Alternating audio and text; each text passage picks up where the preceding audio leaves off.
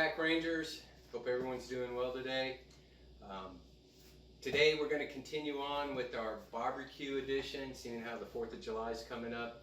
And today we're going to put together 3 separate sides that'll be great for any barbecue. That if you're going over to someone's house or having friends over, these are some pretty good, easy to make sides. So we're going to do a vegan baked bean using my trusty Instapot. We're going to do some simple vegan potato salad and an avocado coleslaw. So what we'll do is, because this could turn out to be quite a long video, we're going to go ahead and try to shorten it up a little, and we'll list the ingredients on screen as we go through. So I'm not going to go into a long detailed explanation of the ingredients.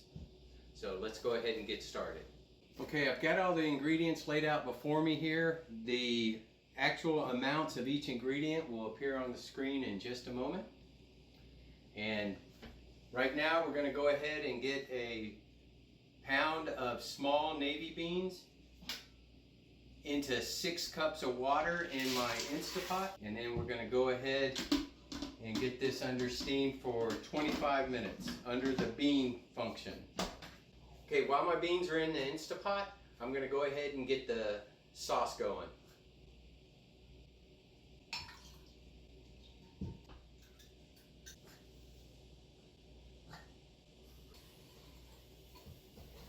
The beans have finished in the Instapot. I took them out, drained them, have them sitting right here. You can see that 1 pound of dry beans is now, looks like a lot more. I've got our sauce that we made a little bit ago ready to go. What I'm going to do now is we're going to put a little water in the Instapot with 4 cloves of garlic minced and a small yellow onion. We're going to put it on saute and let those onions soften up a little bit. Then we're going to shut it off. We're going to mix the sauce and the beans into the Instapot, and we're going to cook it back under pressure, under beans, for another 10 or 15 minutes, and it'll be ready to serve. Okay, now we've finished with the baked beans. Let's get on to the simple vegan potato salad. I took a pound of small red potatoes, and you can use any potatoes you want. I boiled them, let them cool, and then quarter them into however big you want your potato salad chunks to be. I like using about a 1/2 inch chunk. That's the potato piece. For the sauce, I took a cup of raw cashews and soaked them in water, get them good and soft. We're going to mix that up with some avocado oil. The ingredients in front of you, the exact amounts will show in the video, and you can see we're going to add some fresh dill, and then here I've chopped up some onion, some celery, and green pepper that we will add to the sauce after we get it blended up to give a little extra chunk to it. Okay, now let's get all the ingredients for the sauce into the blender. But before I do that, I just want to point out something. As you can see here, this looks like a little more than 2 tablespoons of dill. Actually it is. The recipe calls for 2 tablespoons of dried dill. If you're going to use fresh dill, you basically need maybe 4 or 5 tablespoons to equal 2 tablespoons of dried. So I've got probably 3.5 or so tablespoons of the fresh dill chopped up here, and I'm going to reserve a little bit more to sprinkle on top just for presentation. So let's go ahead and get everything in.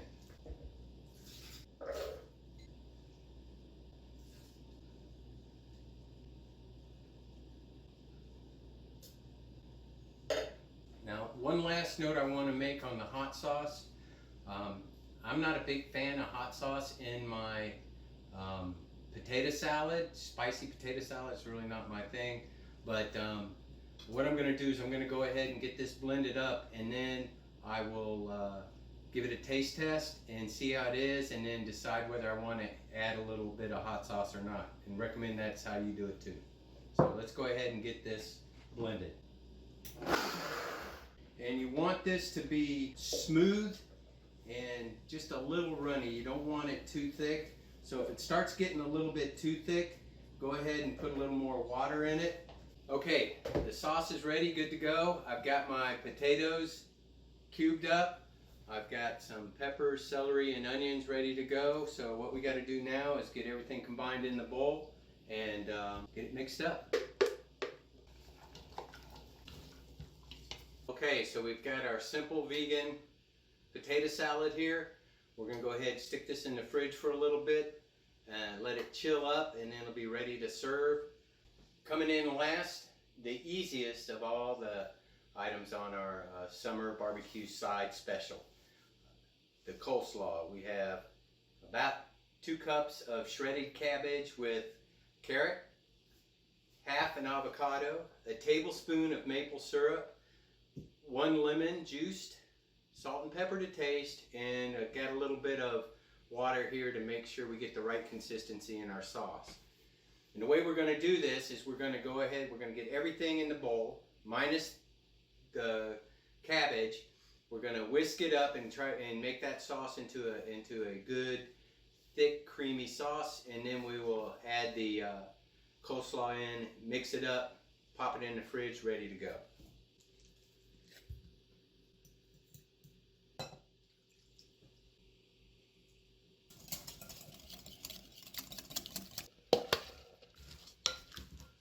Okay, that's it for the avocado slaw.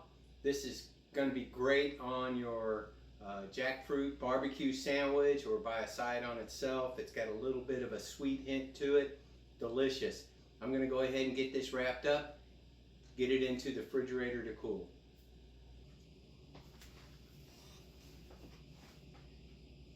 All right, we've got 3 sides for our vegan barbecue 4th of July side special. We've got a avocado coleslaw, a simple potato salad, and vegan baked beans. As you can see, these are all very easy to make, and these are great items if you're going to someone, a meat eater's barbecue on the 4th of July, and you want to bring something that you can eat that everyone else will enjoy. This is the ticket right here. They won't know that it's a vegan dish unless you tell them. So let's go ahead and give everything a little bit of a taste test here. We'll start with the beans. Oh, that's really good. Just a hint of molasses in there. Oh, that's very good. Sweet and a little bit tangy. Let's go to the potato salad. That's really good.